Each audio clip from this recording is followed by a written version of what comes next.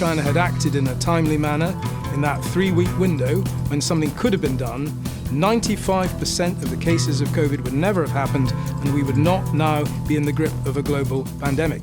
That situation is what we are confronting day by day.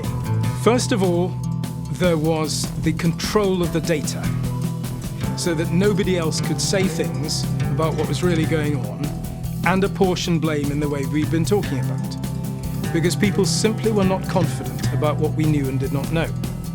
It isn't just bureaucratic inefficiency, people in Wuhan scared of what their bosses in Beijing will say.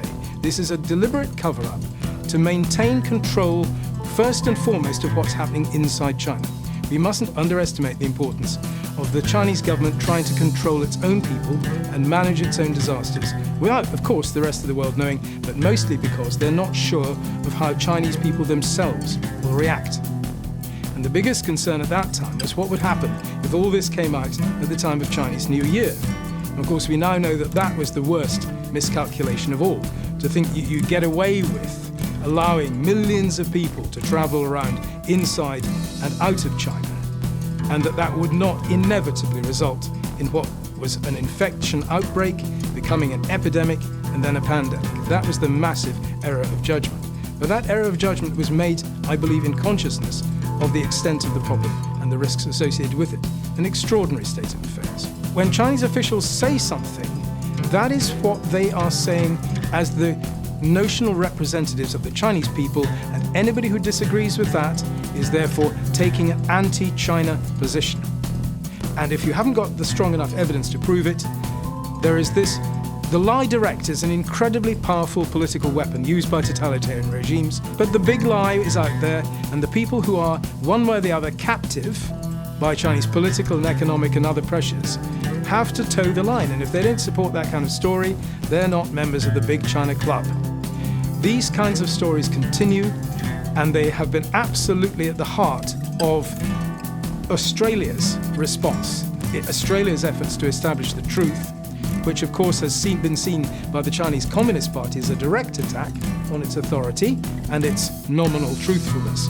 And that has resulted in the deterioration of relations and the economic blackmail that has been exercised against Australia, because the Australian Prime Minister said a WHO inquiry will not prove anything, a Chinese inquiry, it has to be independent.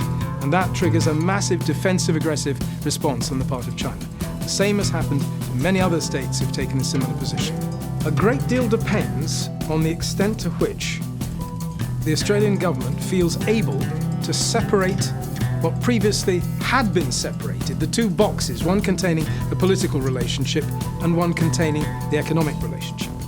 The extent to which the Chinese have weaponized this situation to increase their control over democracies, interfering in elections, interfering in elites various, interfering in parties, interfering in key national infrastructure, interfering in universities politically and as centers of excellence in research.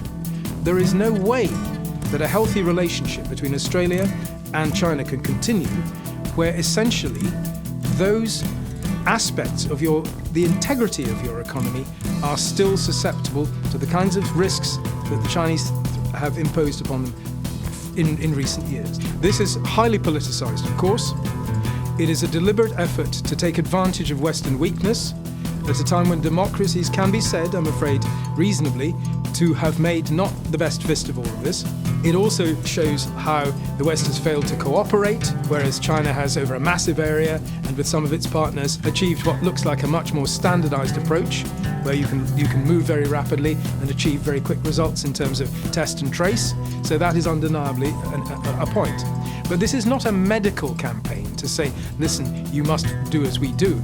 It is a political campaign to say you are weak, your democracy doesn't serve the right purposes.